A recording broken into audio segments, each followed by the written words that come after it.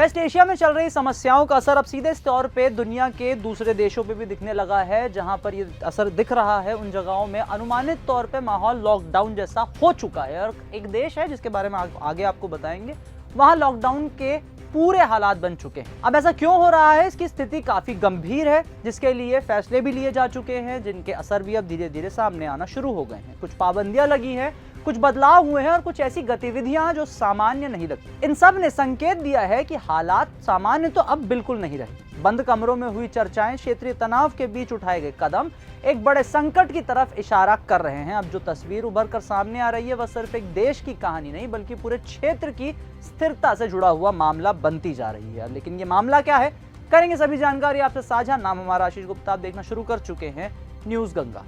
खबर पाकिस्तान से है। पाकिस्तान इस समय पूर्ण लॉकडाउन में तो नहीं है, लेकिन 7 अप्रैल 2026 से लागू स्मार्ट लॉकडाउन ने उसकी आर्थिक कमजोरी को उजागर कर दिया है। जो उसके बुरे हालात थे अब वो दुनिया देख पा रही है। ईरान अमेरिका तनाव के चलते स्ट्रेट ऑफ हॉर्मुज में तेल आपूर्ति बाधित होने से ईंधन का संकट बहुत ज्यादा गहरा चुका है, जिसके कारण बाजार रात 8 बजे, रेस्टोरेंट 10 बजे और शादी समारोहों पर भी समय सीमा लागू कर दी गई है। यह कदम ऊर्जा बचाने के लिए उठाया गया है, लेकिन इसका सीधा असर व्यापार, उद्योग और आम जनता की रोजमर्रा की जिंदगी में पड़ रहा है। पहले से ही आर्थिक संकट झेल रहा पाकिस्तान अब महंगे तेल, बढ़ती महंगाई और घटते विदेशी मुद्रा भंडार के दबाव में और कमजोर होता दिख रहा है। ये स्थिति जो बन चुकी है, ऐसी स्थिति में पाकिस्तान की कूटनीतिक सक्रियता भी बहुत बढ़ चुकी है, जहां वह क्षेत्रीय तनाव कम करने की दिशा में प्रयास करता भी नजर आ रहा है। ईरान और अमेरिका के बीच जारी टकराव को रोकने की पहल इसी संदर्भ में देखी जा रही है। दरअसल मध्य पूर्व में जारी संघर्ष जितना लंबा खिंचता जाएगा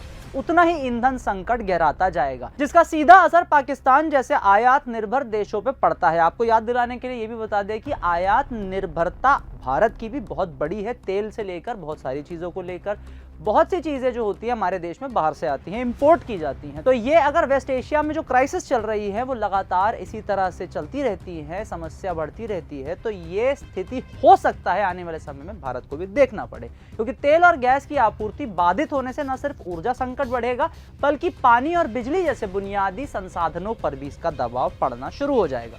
ऐसे में पाकिस्तान के लिए यह सिर्फ कूटनीतिक भूमिका नहीं बल्कि अपनी आंतरिक स्थिरता को बचाने की रणनीति भी बन गई है। यदि यह स्थिति लंबे समय तक बनी रही तो इसका असर भारत पर भी बहुआयामी रूप से देखने को मिल सकता है, मतलब विस्तृत तौर पे देखने को मिल सकता है। पाकिस्तान की आर्थिक कमजोरी और आंतरिक अस्थिरता सीमा पार गतिविधियों को बढ़ा सकती है, जिससे सुरक्षा चुनौतियां और बढ़ेंगी। इसके अलावा क्षेत्रीय तनाव के चलते ऊर्जा कीमतों में वृद्धि भारत की अर्थव्यवस्था पर भी दबाव डालेगी, जिससे महंगाई और आयात लागत बढ़ सकती है। साथ ही साथ आपको यह भी गौर फरमाना होगा कि देश में यानी भारत के अंदर इस समय विभिन्न जगहों पर आतंकवादी या आतंकवादी संगठन के लोग पकड़े जा रहे हैं। तो ऐसा विशेषज्ञों का यह भी मानना है, इस तरह से वो भी सोच रहे हैं, उनके नजरिए में यह भी हो सकता है कि पाकिस्तान अपनी दुनिया के सामने आज आर्थिक स्थिति उजागर हो जाए, इससे डरा हुआ है और उसको बचाने के लिए वो देश दुनिया में समस्याएं, देश दुनिया में हमले ऐसे करके मुद्दों को भटकाने का भी प्रयास कर सकता है। बड़े कांड करने के बाद मुद्दों को भटकाने का राजनीतिक पैतरा बहुत पुराना है, हमने कई बार देखा है। लेकिन अब खबर पे लौटते हैं।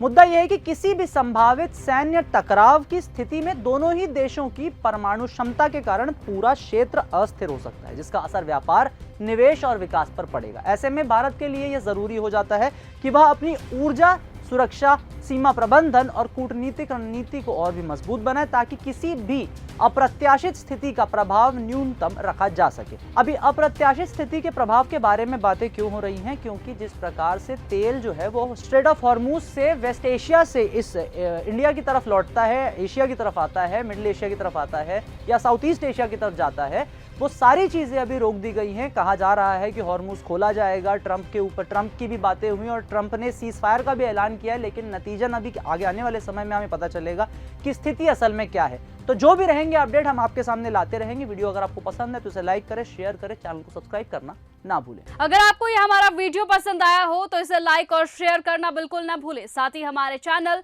न्यूज गंगा को सब्सक्राइब और फॉलो जरूर करें, ताकि देश और दुनिया की हर बड़ी खबर आप तक सबसे पहले पहुंचे।